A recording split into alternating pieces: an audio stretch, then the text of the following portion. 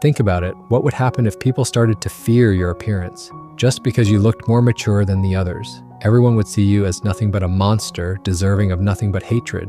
Then, would you truly become that monster because of this hatred from people, the one they always think you are? Or would someone enter your life, forcing you to believe in love again? At the beginning of the story, we see some school scenes. The school was divided into two. On one side, the girls' school, and on the other, the boys'. Then enters our main character, Rintaro, who was sitting at the back bench, wondering, what would the world behind that curtain be like? He was also thinking, it would be better if no one ever comes to me. In the next scene, we see two older men harassing three high school students. The three students try to explain that it's not their fault, that in fact the shove was given intentionally by them. But the older men refuse to listen to any words. Instead, they assert their power, saying, apologize because the fault is yours. The three students shrank in fear because they were smaller than them, yet they refused to apologize. Then the two older men said, you are Chidori High students, right?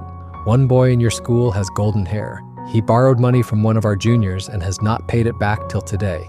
Now you will pay that debt. Everyone was shocked, thinking, is this what Rintaro is saying? And as soon as the name of the devil was mentioned, the devil appeared. He was standing right behind those two men. With a serious face and a deep voice, he said, do you have a problem? I heard you mention my name. The two men, upon seeing him, immediately curled their tails and ran away as if they had encountered the herald of death himself. Yet, poor Rintaro only wanted to know if they had any business. Then his friend said, you really did something amazing. Whenever we mention your name, people step back 100 feet, his friend said. But Rintaro stopped him and said, stop using my name like that. You shouldn't bother other people like this. Hearing this, Usami grew angry. He said, what do you mean? Don't bother others? But you are bothering us, because no one has the courage to fight you, and they take out all their anger on us. And now you want us not to even use your name? Then he said, all right, fine, calm down.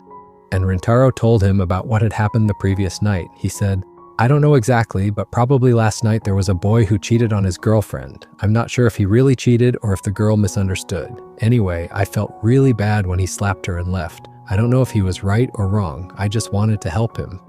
At first, he was just sulking, Rintaro continued, but after seeing me, he completely froze, as if I was going to take his life away, and without looking back, he ran away from there. Then Usami said, don't take this the wrong way, but anyone in his place would have been scared. Just think about it, a lonely night, and someone like Rintaro appears in front of him. I shouldn't say this, but we are your friends, so we know that in reality, you're not that bad. But if I didn't know you well, seeing you would have shaken me too. Rintaro didn't argue. He said, yes, it's all my fault. I shouldn't have gone to that guy. As they were walking, they saw some schoolgirls who were initially laughing. But upon seeing them, their faces grew serious, not just because of Rintaro, but because of all the boys. They lowered their heads and started to leave. Then one of the girls dropped her handkerchief. Usami picked it up and said, you dropped this. The girl then turned and said, now that you've touched it, I don't need it anymore. You can throw it away. With that, the girls left. But Usami brushed it off jokingly. He said, looks like they were embarrassed by my handsome face. But Rintaro was still thinking the same thing. They still hate us? And why wouldn't they? They are the princesses of this school, and we are the fools of Chidori School, so they have every reason to hate us.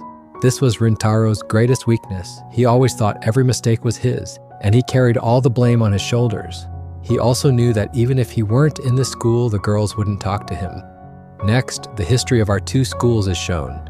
In the private academy, only girls from wealthy families study, and they have intense hatred for the boys of Chidori High. So much so that they even consider them their servants, and they might think this way because even their servants will never attend such a school. Rintaro didn't think much of this notion because this is a public school and it is full of fools who have no connection with studying. Then Rintaro thinks, even though our schools face each other, I have never seen what their classroom looks like until now, because they never lift their curtains, as if we are so unworthy that we cannot even look inside their classroom. Again in his mind, he wondered, what would the world behind that curtain be like? Then he said, anyway, when I graduate from here, I won't have to think about these things anymore. Then Usami asked him, are you going to karaoke with us today? But Rintaro flatly refused. He said, I'm a little busy today. Then Usami kept teasing him, do you have a girlfriend or something? That's why you're ignoring us now. But Rintaro scolded him to stop, because in truth, he didn't have a girlfriend. Actually, it was a message from his mother, who wanted him to come home early today so that he could manage her cake shop. But unfortunately, he was late, and because of the rain, he had to run. He apologized to his mother for being late, but one thing was still unclear to him. He asked, "Why are you making me work now? You know I can scare away the customers." Then his mother said, "Don't worry, there is only one customer in the shop right now. And anyway, it's raining so much outside that no one else will come. If I could, I would manage the shop myself. But I have a lot of preparations to make for tomorrow, so sorry, but you have to help me." Now, how could he refuse his mother? So he agreed. He had never told anyone at school that they had a cake shop, and he didn't like coming here either. He secretly wished that no one would come now. But then he saw a customer's umbrella left behind. He remembered that his mother had said there was still a customer in the shop. So he went to see who that customer was and whether they needed anything. There he saw a girl who looked very sweet and innocent. She was eating the cake in such a way as if she had a deep love for it. When she realized someone was watching her, her face immediately turned red with embarrassment. Even the cake got stuck in her throat. Rintaro quickly brought some water. Then the girl apologized to him. "I'm sorry, it's my fault." Then Rintaro thought to himself, "Amazing! How is this possible? This girl is so small and looks so sweet, yet she eats so much. I can't even eat this much myself." He thought to himself, "She must be a middle school girl because she looks very small." The girl grabbed her bag, hid her face, and ran away. Rintaro thought to himself, "I scared the poor girl." Later, he told his mother about the incident. Then his mother said, "Surely that must be Waguri." Rintaro, surprised, asked, "Waguri? You know her? If not, then how do you know her name?" His mother said, "She is not an ordinary customer. She comes here many times every month." Rintaro, with his face drooping, said, "So she was a regular customer."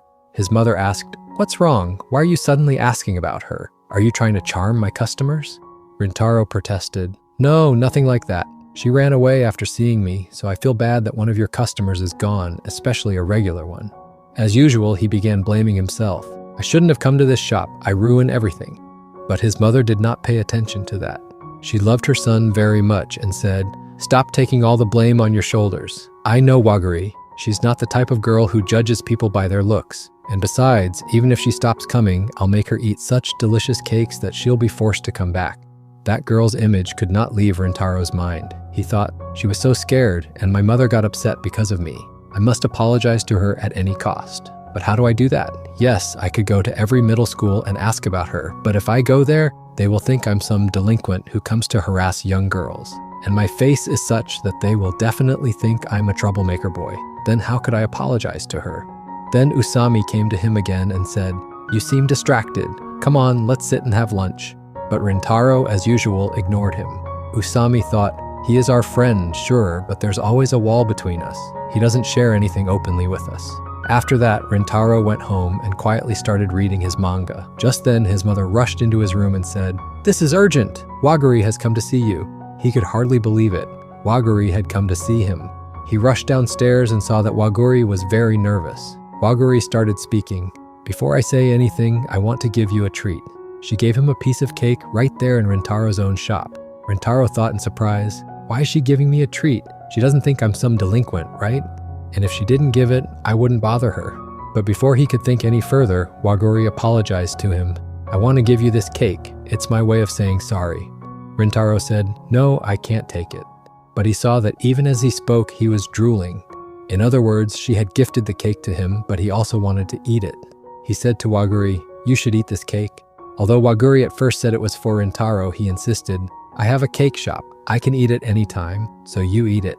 Waguri blushed a little, but her weakness for cake won over. She began eating it with utter delight. Then she asked Rintaro, "Yesterday, were you thinking about how a girl like me can eat so much?" She explained that yesterday she had been alone in the shop and got really bored, so she ended up ordering cake one after another, which is why she had eaten so much. In the middle of her explanation, she said, "I didn't even tell you my name. My name is Kauko Waguri." Rintaro introduced himself as well. "My name is Rintaro Tsunogi." Waguri repeated his name. "Oh, so your name is Rintaro." Rintaro couldn't understand why this girl wanted to know so much about him. "Why would anyone want to know about me?" Waguri spoke very softly. "At last, I finally know your name." Hearing this, Rintaro asked, "At last? What do you mean by that?" Waguri's face turned red with embarrassment. Actually, she had meant to say this in her mind, but it slipped out of her mouth.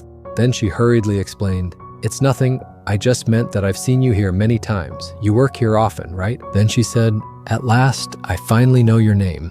But she was hiding something, and Rintaro couldn't quite figure out what. He felt that perhaps she was telling the truth, yet one question lingered in his mind. "I've never seen you here before, so how did you see me?" Before he could finish asking, another thought struck him. "Wait, if you had seen me before, then why did you run away last night? I thought you were scared when you saw me." She tried to explain, "Who told you that? I wasn't scared at all." Her entire face turned red. She continued, "I get really embarrassed when a boy sees me eating. Not just any boy, you're the first one who has ever seen me like this. And you know how much I was eating? Just thinking about it makes me die of embarrassment. That's why I ran away from there." Rintaro couldn't understand anything. Why would she be embarrassed just because she saw me? Usually people are scared of me, and if they're not scared, they still look at me as if I'm a burden on the world, especially girls.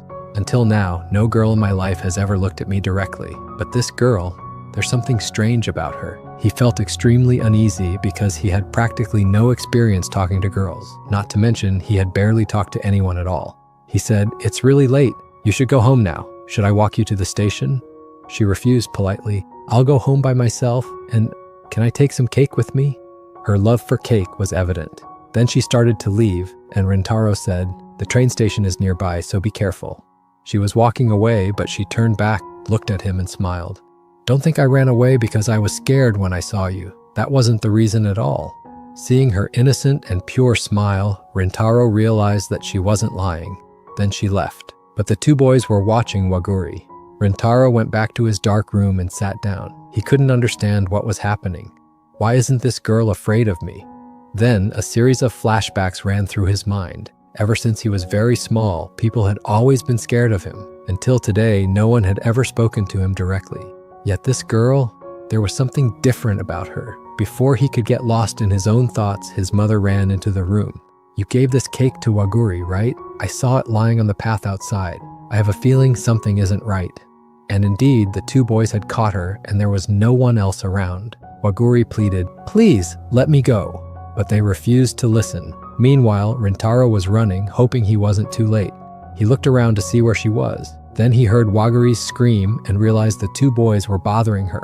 He wanted to rush over, but a question from the boys made him pause. The two boys asked her, "Was he your boyfriend?" Waguri hesitated and shook her head. One of them then said, "I thought so. You two are completely different, like night and day. So now tell us quietly, what were you doing with him?" Seeing them, Rintaro realized they were the same two boys who had annoyed his friends yesterday. He didn't approach them yet, he just listened carefully. "Do you even know what a terrible guy he is? Have you seen his face? And even if he looked okay, do you know which school he goes to? The whole school is full of delinquents," they taunted. Rintaro, as usual, blamed himself. He thought, "They're right, I go to a school like that, so when people hate me, it shouldn't really upset me." And poor Rintaro, what could he do? All his life, everyone had blamed him. So naturally, he blamed himself too. In the end, who would ever take his side? But then Rintaro heard something he had never heard from anyone except his mother. Waguri said, "Do you even know him? Have you ever spent time with him or sat next to him enjoying pastries? If not, how can you say he's a bad person? I've spent time with him, and you should too. Only then will you see what a good person he really is. If you don't want to spend time with him, that's fine. But at least stop spreading bad things about him. You can't ruin his honor without knowing him. And besides," she continued, "if we talk about bad people, what about you? You're harassing a lone girl so late at night. Compared to that, I've never seen anyone worse than you." At that moment, the boy's patience snapped. He said, "You're beautiful, but your mouth is poison," and threw a punch with all his strength. But Rintaro stepped in just in time, and the punch hit his head instead of Waguri. Blood started trickling down his forehead. The punch had been meant for her back. Looking at them with his piercing, intimidating gaze, Rintaro said, "Are you done yet?" As before, the two boys ran away, terrified. They felt that if they didn't, Rintaro might actually hurt them. Waguri, shaken, exclaimed, "Your head, it's bleeding," and kept apologizing. "This is all my fault," Rintaro reassured her. "The punch didn't hurt me at all. I actually ran so fast that I hit my head on the wall." But she continued to apologize, saying over and over, "Still, it's my fault."